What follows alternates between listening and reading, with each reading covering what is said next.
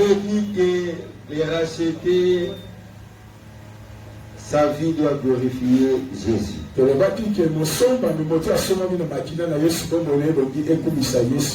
avait aussi dit que les racheter, c'était témoin de Jésus.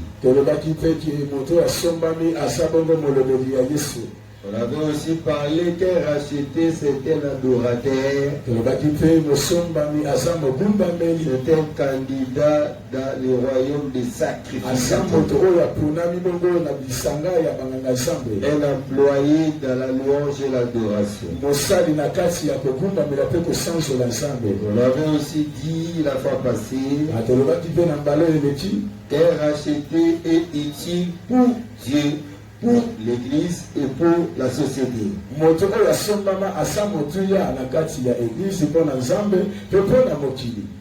Le racheté est très important dans la société.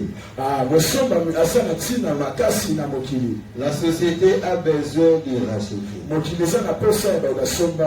L'élevage a besoin de racheter. La politique a besoin de racheter. L'astrologie, l'informatique, la magistrature, tous ces domaines-là est à la recherche d'une personne qui est déjà convertie. Aujourd'hui, nous allons voir une autre chose. Les rachetés dominent, règnent sur les péchés. Les rachetés dominent les péchés. Les rachetés règnent sur les mal. Et ils sont toujours victorieux dans ce combat. Qui m'a compris, dit Amen. Romains chapitre 6. On se lève pour respecter la parole qui nous a créés. Nous avons été créés non par nos parents, ni par nos anciens arrière-parents. Nous avons été créés non par une machine. Nous ne venons pas dans une usine de fabrication. Nous sommes le fruit, le produit de la parole de Dieu, de la parole qui est inspirée de qui? De Dieu. C'est ainsi nous devons toujours respecter les Saintes Écritures. Romains chapitre 6. Je vais lire les versets 6, 7 et les versets 10 à 13. Je lis au nom de Jésus.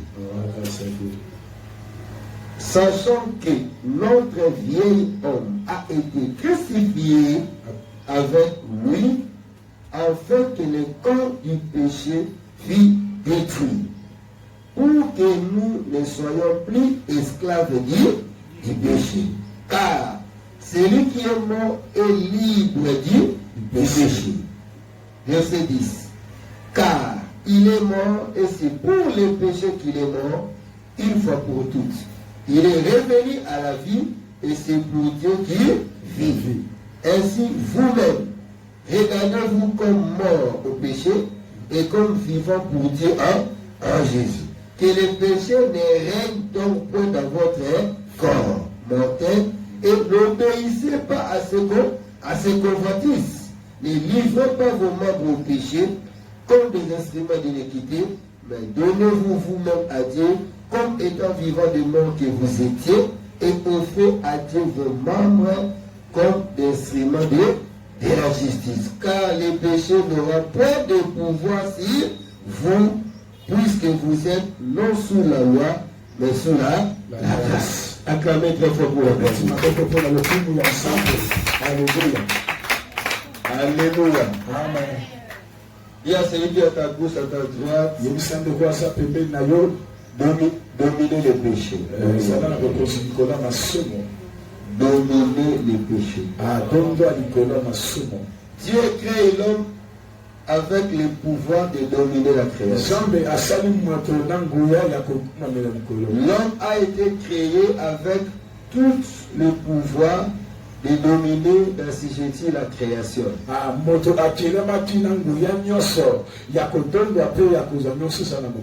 Quand l'homme a été créé, il avait la capacité de régner, de dominer, de diriger tout.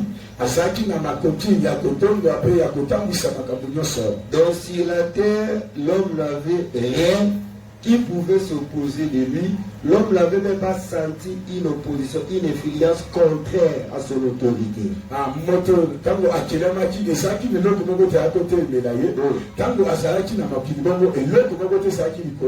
L'homme était au contrôle de toutes choses. L'homme régnait. Il régnait sur toute la terre. Donc, il possédait la totalité du contrôle et du pouvoir. Mais ce qui a fait que l'homme puisse être confisqué de son pouvoir, nous connaissons très bien, c'est le péché, la désobéissance.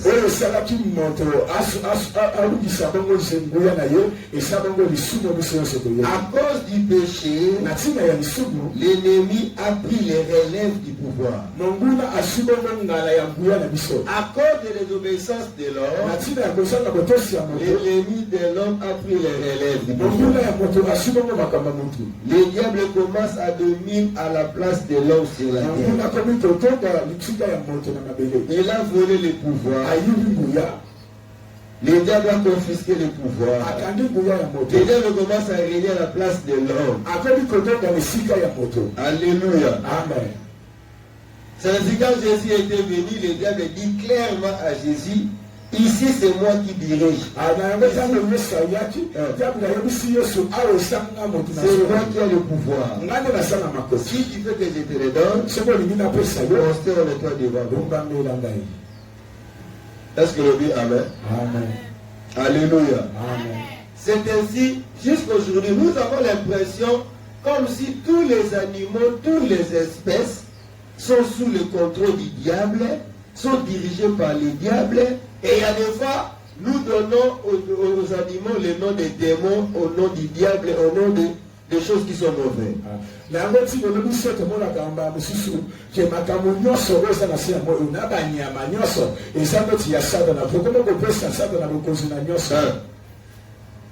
Donc nous constatons, c'est comme si les animaux sont dirigés par le diable. Et nous qualifions les animaux comme des démons, donc des espèces, des éléments du diable. Alléluia. Amen. C'est comme s'ils sont contrôlés, dirigés par les diables contre l'homme.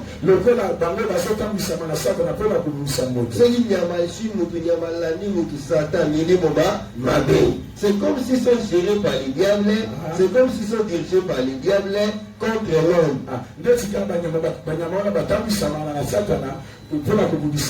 Alléluia. Amen. Alléluia. C'est ce que l'impression que nous avons. Et c'est une réalité. Lorsque Adam avait désobéi, le diable a confisqué le pouvoir. Il commence à gérer même les espèces. Les espèces sont devenues dangereuses, très dangereuses contre l'homme. L'homme commence à avoir peur des espèces. Les animaux que lui-même avait donné les noms, et lui-même qui dirigeait. Alléluia. Amen. Est-ce que le dit Amen? Amen. Si le nom de et si Aloba. Dès que vous connaissez la commande, Noki. Ce qu'on a parlé parce qu'on les animaux maintenant sont devenus les éléments du diable. Et dans la baleine, ils ont récupéré Batunamba, Inamasua, et voilà, comme il me dit, regardez comment les diables ont volé le pouvoir. Regardez comment même les espèces commencent à attaquer l'homme. C'est l'homme qui dirigeait tous ces espèces. L'homme avait le pouvoir. L'homme a perdu le pouvoir à cause du péché. Le diable a volé le pouvoir de l'homme en lui poussant à désobéir. Maintenant, les dieux commencent à régner. Alléluia. Amen. Alléluia. Amen. C'est ainsi Dieu maintenant a envoyé son Fils unique. Le Fils unique du Créateur. Pourquoi Jésus était venu? Première chose, c'est pour enlever les péchés. Ce qui était obstacle au pouvoir. Ce qui a fait que l'homme puisse perdre son pouvoir. Ce qui a fait que l'homme doit perdre son pouvoir. Jésus était venu premièrement pour enlever les péchés. Le péché qui a détruit le pouvoir de l'homme. Deuxième chose, Jésus est venu retirer le pouvoir dans la main du diable. Troisième chose, Jésus est venu retourner le pouvoir à qui? Quatrième chose, Jésus est venu vaincre les péchés, vaincre la mort, vaincre les diables. Jésus est venu donner à l'homme maintenant les pouvoirs et dominer sur les péchés. Recevez le pouvoir de dominer. Alléluia. Amen. Les 5 choses que Jésus est venu faire en tant que fils du Créateur. Donc tata le pango moko boye atiaki mutu agere le pango na ye. Mongula akoti akosi mutu wana asali tata le pango mabe. Monguna siko akomi kodomine le pango. Akomi si gérant wana esclave na ye. Ce que vraiment atteint m'a dit, oh, et un normal, tel. Ce qu'on a retinda mwana na moko. Tant amour la mwana na ngai akoba. Yango Jésus ayaka. Jésus siko ayaki. L'homme liboso alongola lisumu oyo eyibaki pouvoir ya motu. Deuxième chose, apoto la moyibi wana. Oya bimaki na biso bato ko la kolo loba. Apoto le pouvoir. Et ça a été. Troisième chose, azoni c'est la moto pouvoir là. Quatrième chose, Jésus a dit pour alonga lisumu, alonga sata, alonga liwa. Ok, et après ça pour le pouvoir, il y a beaucoup de choses dans lisumu. Est-ce que tu veux mettre la Jésus? Alléluia. C'est ainsi que moi je dis le grand vainqueur qu'il faut adorer. Son nom c'est qui? C'est Jésus. Vous adorez celui que vous ne connaissez pas. Vous dansez pour celui que vous ne connaissez pas. Vous chantez à la gloire des personnes que vous ne connaissez pas. Le grand vainqueur, celui qui mérite la louange, qui mérite l'adoration. 24 13 24. Papa okufa. Tango linyoka kamoje, motema. Tango si oku, okufi. Et molimo lozo bibakendaka ko adorer Jésus. Atema bakozo soyez de côté libéré, tiens, la tête d'adoration, que le tout prend d'aller là. Alléluia. Amen. Jésus est venu vaincre les péchés. Il est venu vaincre la mort. Il est venu vaincre les diables. Remettre à l'homme son pouvoir. Jésus est venu permettre maintenant à l'homme d'exercer sa domination totale. Il est venu retourner le pouvoir de l'homme. Maintenant tu dois dominer. Maintenant tu dois régner. Maintenant tu dois piétiner. Et la première chose, l'homme doit dominer. Après avoir été racheté, c'est le péché. Est-ce que vous dites amen? L'homme racheté par Jésus-Christ domine d'abord le péché. Pourquoi il doit d'abord dominer le péché?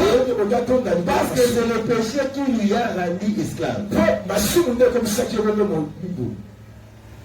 L'homme doit d'abord dominer le mal. L'homme doit d'abord dominer la désobéissance. Il doit d'abord être au-dessus du péché. Il doit d'abord marcher sur le péché. La première chose que l'homme doit d'abord dominer, c'est le péché. Parce que c'est à travers le péché que le diable lui a volé le pouvoir. Alléluia. L'homme doit avoir le pouvoir. L'homme ne peut plus pratiquer le péché. Il ne peut plus pécher. Il ne peut plus se soumettre au péché. Il ne peut plus dépendre du péché. Il peut commettre par accident. Il reconnaît, il se relève, il se détourne et redevient maître. Il abandonne définitivement.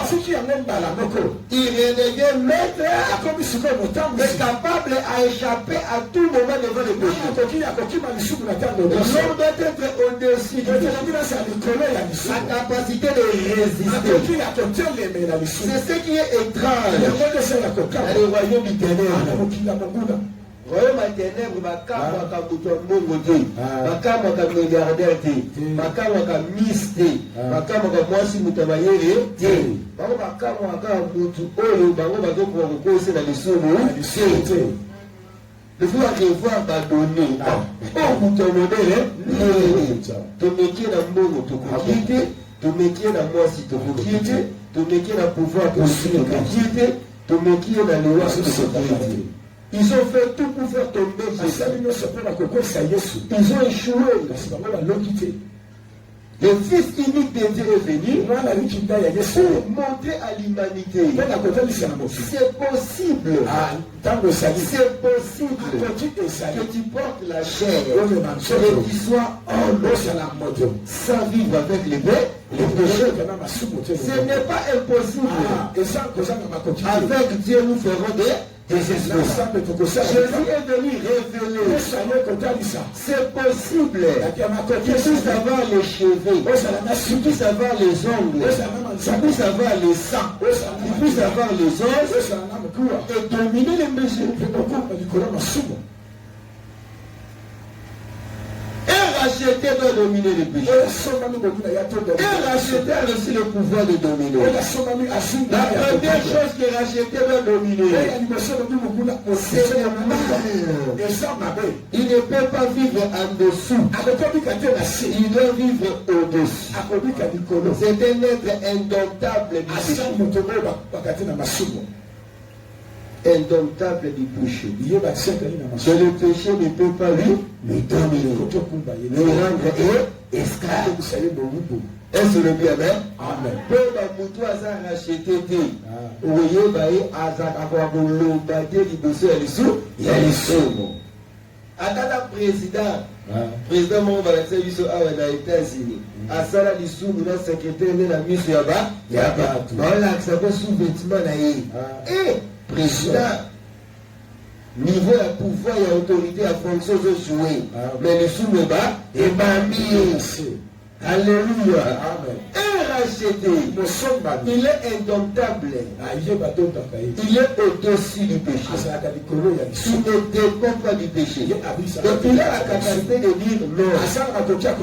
Le pouvoir là, il le reçoit par Jésus. Quand Jésus a dit tout est accompli, les rideaux du temple ont été déchirés. C'est à ce moment-là le péché a été détruit. Et quand le péché est détruit, son pouvoir est renversé, le royaume du ténèbre aussi est renversé. Alléluia. Parce que ma casse a beaucoup de Satan et vous dans la lissou. Par contre, ça, lissou, vous avez le pouvoir. Amen. Alors, vous avez dit ça. Parce que vous avez dit ça, lissou. So les sous-mesades, moi, va dominer et exact. Moi, va voter exact. Moi, même va lire exact. Pour en fait, c'est les bancs de sorciers qui mangent. Pour ça, Bango va c'est la caboutoua quoi y a les salaires du péché, c'est la mort. Donc, péché de l'âme, mais la maman de l'âme moutou. Péché de la moutouché, la maman de Kalili, et à Toki, à Koubena, à Kokauka, à Kotumba. Si la maman va tchélier, ma ya fou, ya foufou. Et sur ce moment, il y a un nini.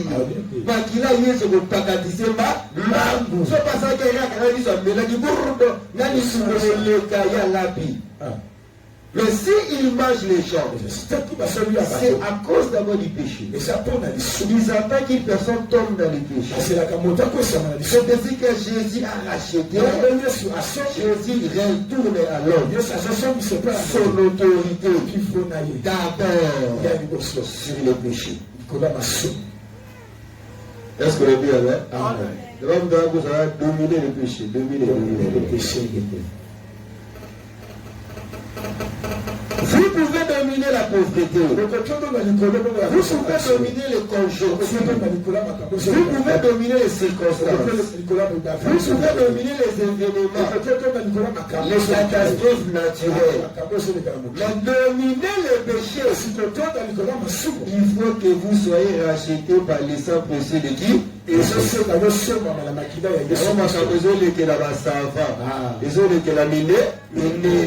les autres qui ont pays de développé. Par exemple, ils ont la catastrophe. Par exemple, ils ont la début, la début. Mais le moment où on va cocater, on va cocater. Les gens vont rester les colères dessous, il y a les sous. Est-ce que vous avez bien? Et aussi, longtemps, pour le les sous, il y a un malgré Maël, il y a Satan. Il y a Satan. Reviens la main pour la gloire de Dieu. Gloire au Seigneur. Remuez la main pour la gloire de Dieu. C'est celui qui est racheté par le sang de Jésus est capable de régner sur les péchés. C'est celui qui est racheté par Jésus est différent. Est racheté est différent avec celui qui est esclave du péché. Est racheté est différent à un homme animal. Ils sont différents comment? C'est pas par les habits, c'est pas par les biens matériels, c'est pas par leur santé. Et racheté est différent. Il est différent des païens. Ce n'est pas par les longues vies, par la richesse, par la capacité de résister. Bosala kanene ni pogo ko isama keso na bapaya batu batuna nini bosala ngai na kokoka te so okoka te yana mutu no bakokaki na place na yo so kaka ovoke ye otie motema nepai na yo ye mutu apesi pouvoir. Et sont les pouvoirs de dominer le péché. Recevez le pouvoir de dominer le péché. Acclamez très fort pour la gloire de Dieu. Les rachetés dominent d'abord le péché. Car le péché est le moyen que l'ennemi avait introduit pour voler son pouvoir. Jean 10. Les voleurs ne viennent que pour dérober, égorger et détruire. Ici, Jésus lui qualifie comme un voleur. Jésus révèle sa mission. Jésus dévoile l'esprit du diable. Jésus révèle son intention. Jésus révèle sa pensée. Jésus révèle ce que le diable a comme objectif dans notre vie. Ici, Jésus dit même aux hommes de sciences occultes. Il s'adresse même aux magiciens. Il s'adresse même aux sorciers. Il s'adresse même à ceux-là qui prennent l'argent par la fétiche. Les gens de courte joie. Il s'adresse avec les gens qui retournent dans les cimetières. Il s'adresse avec les gens qui ont il s'adresse à ces gens-là. Jésus s'adresse à ces gens-là. Nous ne pouvons que ne soit pas à Satan. Aza Moïbi. nyonso oyo apesaka ayaka na vie ya moto po apesa te, po atombola te, po apambola te, po akomisa moto ya mbongo te, po akomisa monene te. Ata so omoni akomiso neti monene, neti kitoko, neti mayele, neti succès, neti élévation. Akosi bitu na ezali adérobe, aébranché, adéplu. Qui m'a compris? Amen. Jésus s'adresse à l'humanité. Vous ne pouvez pas dialoguer avec cet homme-là. Vous ne pouvez pas faire des accords avec lui. C'est un voleur. On appelle ça là, Ibana. Eh, Mouyida qui est son bana. A vous savez le mot appelle sur ma bota. C'est un yibi, ma bota, non? Est-ce que le bien est? Ah, ça, le mot la tombolio. C'est la quitission, moli, moli, kende, la livre. Normalement, au quitis, c'est mon bon bois, comme il t'a n'a koufa. C'est ce qu'il faut au sommet cercle, la yomoko, au tchao la chambre, la yomoko, au la tabilamba, ya boye, yomoko, fou, la ogo, ogo, tanatati. Donc, on va dire ça après 15 ans. Il y a 15 ans. À Dondu. Et comme 14 ans, 13 ans, 12 ans, tant que nous avons connu, nous là. Tata Mukolo, nous avons 14 types là-bas, la chambre, à la table, le bagui, la yako, la série, là. Alléluia. Amen. Attention, ne comprendre lorsqu'il sera trop. Le bas à gauche, à droite, dominer le péché au nom de Jésus. Dominer le péché au nom de Jésus. Les racheter doit dominer d'abord le péché. Parce que c'est à travers le péché que le voleur est entré. Soit oui, à côté de l'Ibino, Demo va yiwa biso la kambumba na salomo. Togo ko la pigeon. Togo ko la soso sera la sosa nsele. Ba sosa pembe. Obi ke to la muka balongo la fenêtre nyonso. Ba bisa ba soso nyo ba yibi ba soso bolita soso alérité. Ba yiba TV, ba yiba radio, kababi ba no yibe. Ba yibi salomo bi mobimba. Boyo ki pete ko la mu ki pe la 6h45 7h. Vous pouvez savoir bonjour la chambre, bonjour. Bon vivant, oui. La sauce va quand on dit, maman, papa, papi, il on y a eu comprendre. N'a maki. La sauce va l'éviter.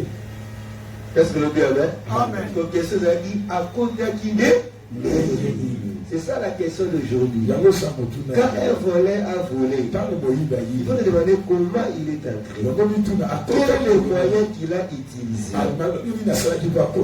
Comment il a fait? Il est entré comment? Il a utilisé quoi?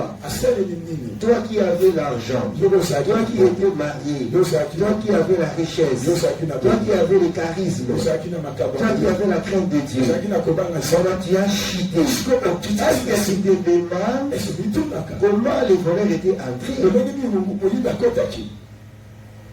Toi qui as perdu ton mari, tu as perdu ta femme, tu as perdu tes enfants, tu as perdu tes activités, tu as perdu beaucoup de choses. Mais est-ce qu'à un certain moment, tu te mets pour se demander, l'ennemi était entré comment? Comment on m'a volé? Qu'est-ce qui s'était pas passé? C'est ce que Jésus a fait. Quand Jésus est venu, il avait déjà compris depuis le ciel que l'ennemi a volé l'homme. L'ennemi a utilisé le péché pour entrer dans le jardin d'Éden et voler le pouvoir de l'homme. Même nous-mêmes ne savons pas. Mais Jésus savait que qu'il vient sur la terre, la première chose que je dois vaincre, la première porte que je dois fermer, la première fenêtre que je dois fermer, ce n'est pas l'argent, ce n'est pas les oreilles, ce n'est pas la richesse, ce n'est pas la sorcellerie. Je dois d'abord vaincre, je dois d'abord aller les péchés. Parce qu'à travers les péchés, le voleur a volé l'homme. Pour qu'il ne me vole pas, je dois gagner d'abord la bataille contre les péchés. Recevez le pouvoir contre le péché. Recevez le pouvoir contre le péché. Toi qui es racheté, ne blaguez pas avec le péché. Ne blaguez pas avec le péché. Dominez le péché. Résistez au péché.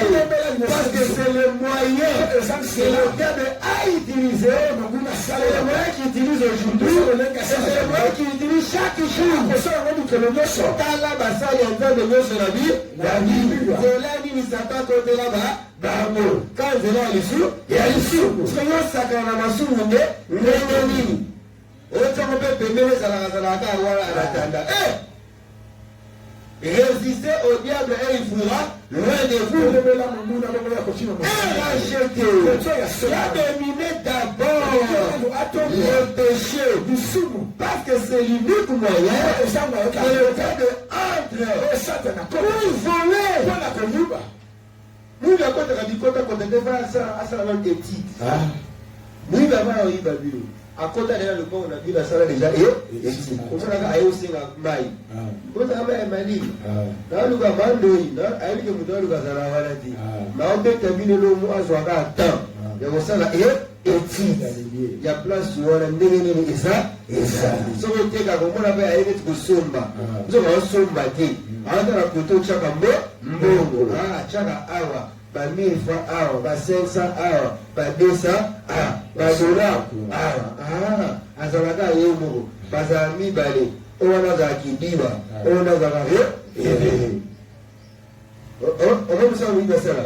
Il fait beaucoup de ces titres. Même dans ta vie il fait ça. Tu es faible devant l'argent. Tu es faible devant la nourriture. Tu es faible devant les femmes. Pas si bien il fait ce titre-là. Au bout de ces 10 000 francs, mais 5 dollars, il faut cacater. Il y a 5 dollars, elle a 10 000. Il fait tous ces titres-là.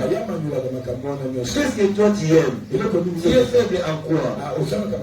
Je dis que quand Jésus était venu, c'est Jean qui avait réussi les premiers la révélation. Jean-Baptiste avait réussi les premiers la révélation. Voici l'agneau. Voici l'agneau. Voici l'agneau qui ôte les péchés. Aïe kolongola masumu. Est-ce que vous mettez? Donc, aïe kokanga kolongola lidusu o satan ako tata. Dans la lobby, amen. Donc, à part Jésus, Moutou Moussou a coquille pour résister Satan à Satan. Comme Moutou Moussou a coquille pour résister Colomba et Soumou à Satan. Qui m'a compris dit amen? Qui m'a compris dit amen? Le péché, c'est la clé du voleur. Alors, dominer le péché, c'est régner sur le diable, c'est résister au voleur, c'est empêcher que le voleur puisse voler. Toi qui blagues avec le péché, toi qui négliges le péché, le péché, c'est lui qui résiste au péché, c'est lui qui domine le péché, il bloque à son ennemi de lui attaquer. L'ennemi ne peut pas bloquer à celui qui tombe sur le péché. À des endroits, sinon, nous t'avons dit que la lissou, ça le voilà Jésus. Tant bien la taille, au beaucoup fatigué, de ça, tu peux la yo. Ils appellent au mécanisme, les mécanismes, la lissou. Regarde, nous savons la volonté à dire, il y a tata. Maman appelle à Dieu, ça se pierde. Ils allaient mon goût là, la maille. On va les pierres, on t'attend à boire. Ils appellent bien à Dieu, ils appellent si manaï, ils ont ça, Satan. Ils avaient l'arrière de moi, Satan. Chasser le diable, chasser les idées de pensée, chasser les pensées du péché, les idées de commettre le péché. Même des personnes qui te poussent à pécher, les mauvaises compagnies, corrompre la bonne messe, sortez du milieu d'eux, dominer le péché, résister au péché, avec des instruments du péché. Et racheté. C'est celui qui t'a mis d'abord le péché. Pourquoi il a mis le péché? Pour ne pas retourner dans l'esclavage. Vous l'avez amen. Vous imaginez Barabbas. Parmi ça qui est. Quand il y a Yesu, il y a Misana, Basa Yeni. Donc, on a Yesu. Maman Barabbas, dans le but du dit, a gagné maman Bisa, la Bible a dit. Parce que vous imaginez la Bible a dit.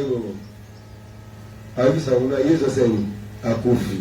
Donc, Kofi, la place là, là, moi, je suis sous prison, et ça a été. Parce que vous imaginez, elle a béni, à commis la quartier là-bas, à coûter les sous là, nous tout le monde a eu la mort. Barabbas a récupéré les sous. Haïti. A Bobi, à Leki.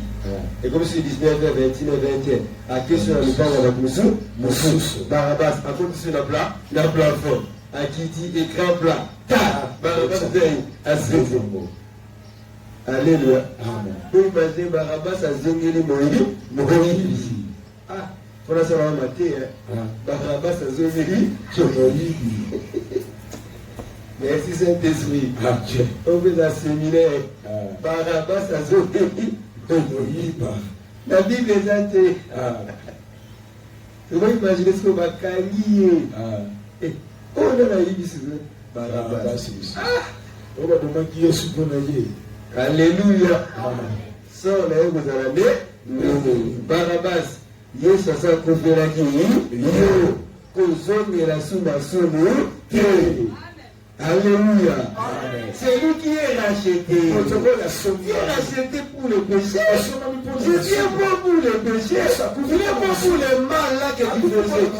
Comment tu es retourné après? Il faut dominer la chose par laquelle Jésus t'a racheté. Alléluia. Barabbas, il y a Kani. Toi, comme moi, tout le monde. Babi a continué de passer dans le magasin là. Tout est libre. Ah, bien le nom de Bena. Là, vous avez la prison.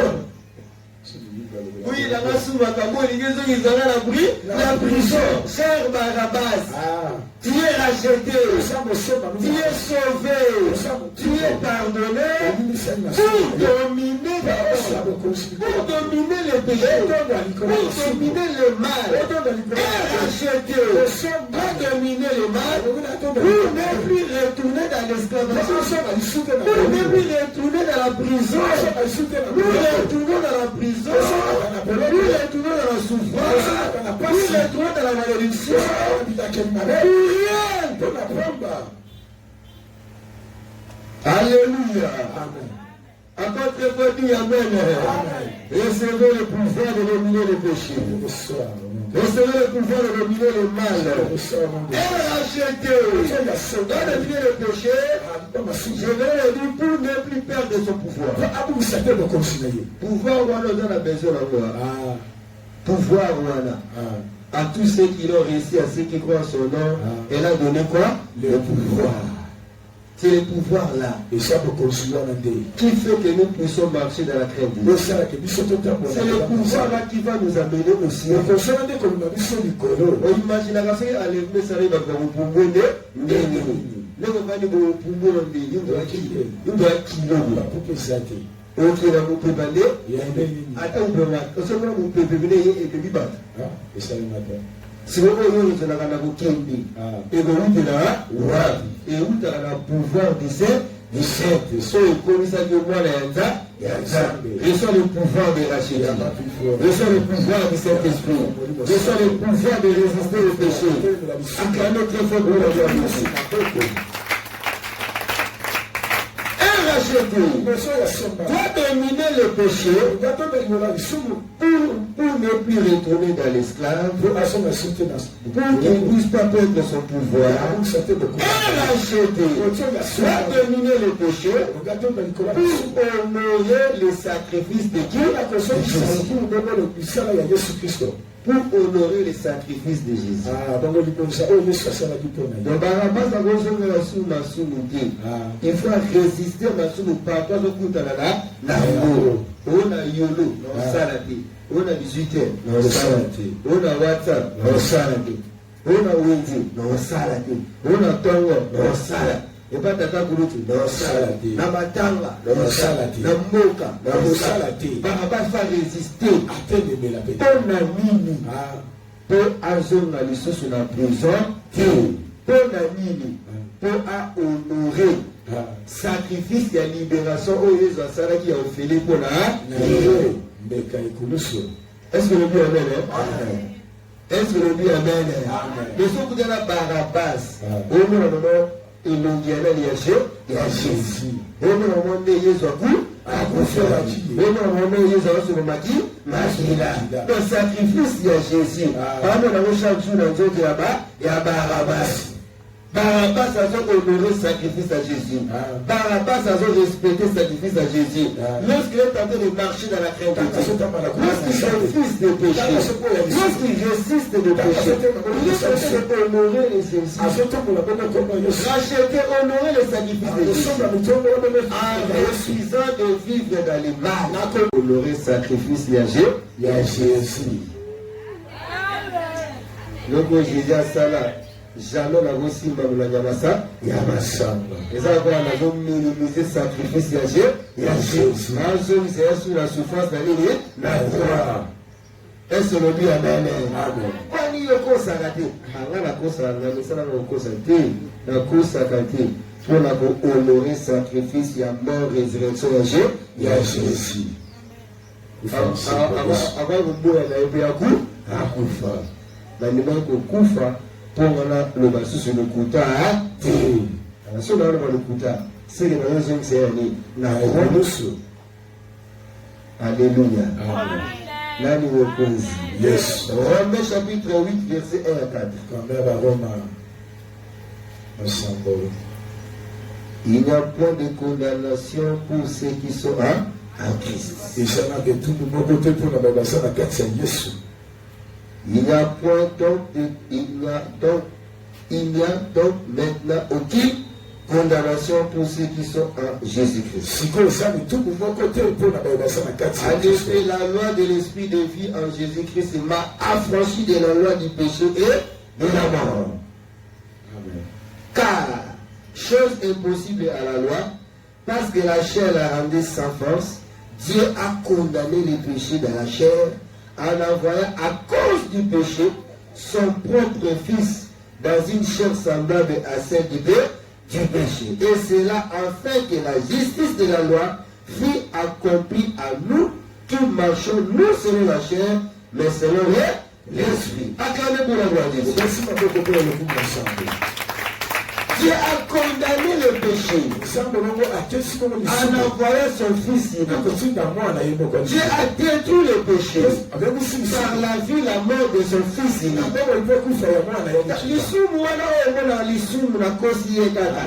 Yesu akufa pona nzamba pesi mwana na ye moko akufa natina ya lisu bolongola lisumu na bokonzi nango ngenge nango autorité nango to lisumu ezalokola maître edominaka ekangaka evukaka ekomisaka bato baluku alors mpo elongwa na pouvoir nango esengelaki moto akufa et ce n'est pas n'importe qui, c'est le fils unique de Dieu. Reçoit l'autorité sur le péché.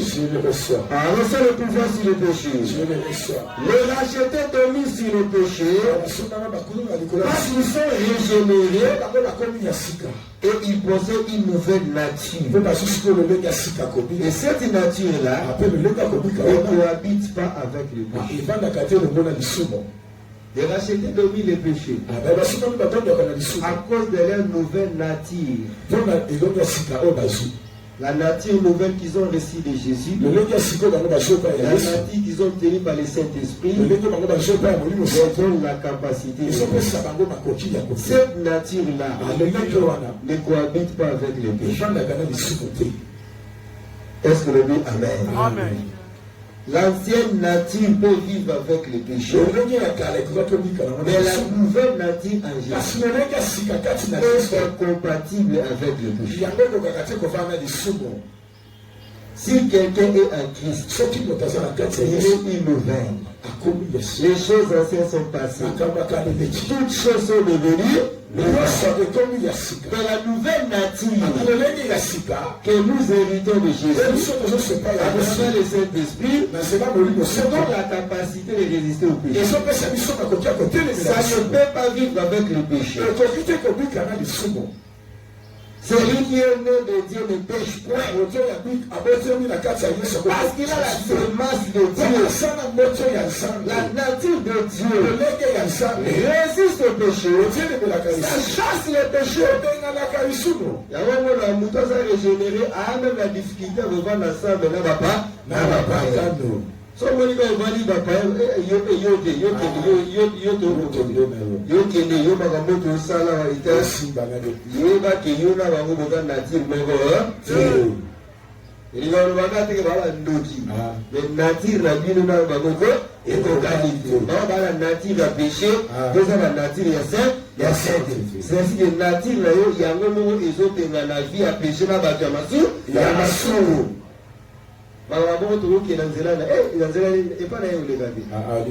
Soit il faut sauter. Tout le monde nous qui m'a compris les racheté. Il domine d'abord le péché.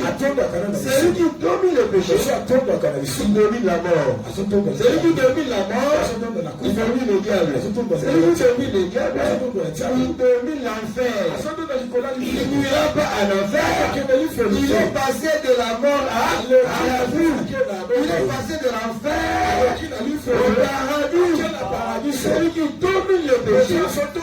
Après les nature régénérée, c'est celui-là qui est béni. La bénédiction de Dieu est assis à la vie de celui qui résiste au péché. Nous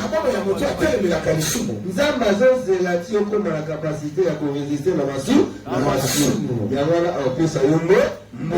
Reçois la richesse de Dieu. Je le reçois. Reçois l'élévation de Dieu. Je le reçois. Reçois le bonheur de Dieu. Je le reçois. Mais nous avons la pobala.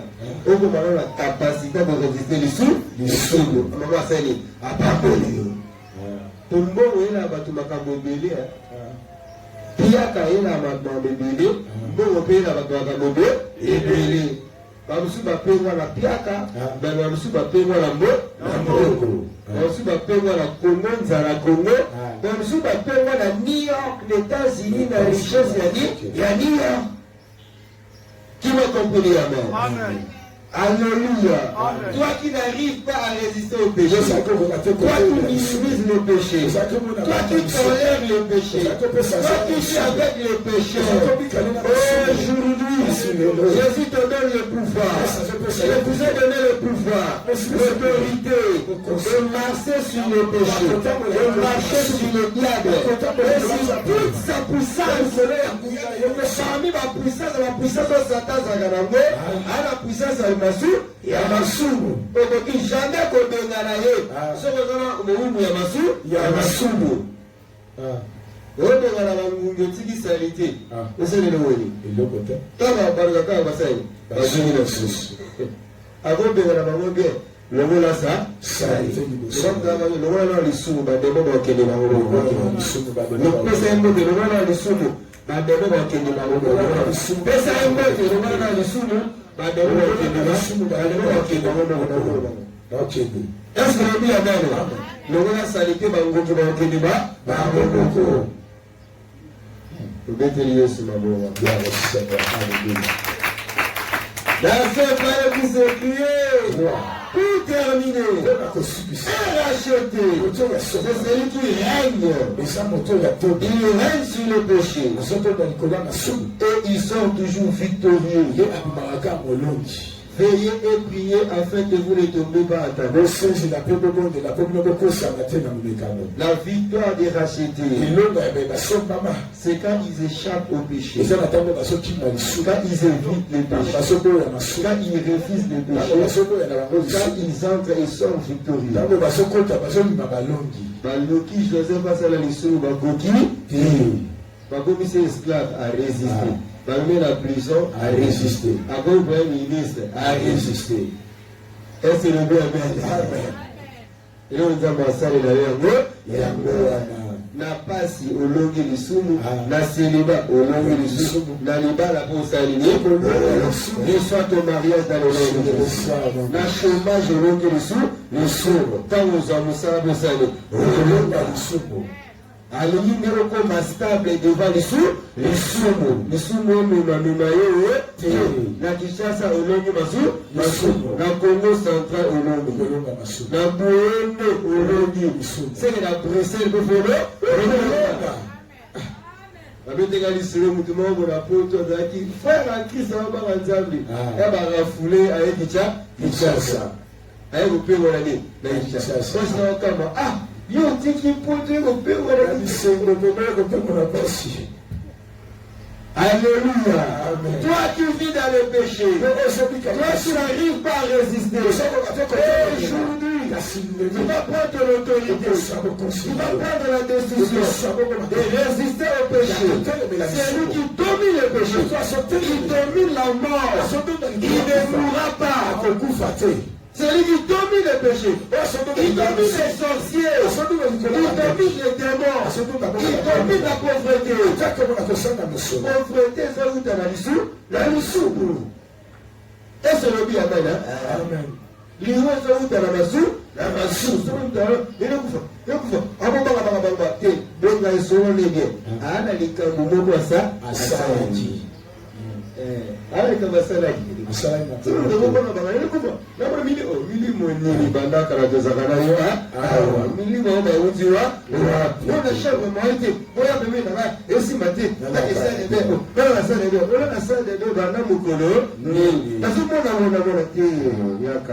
Et le moni de Saraki Massou, tout de la loba et solo au Sarakini.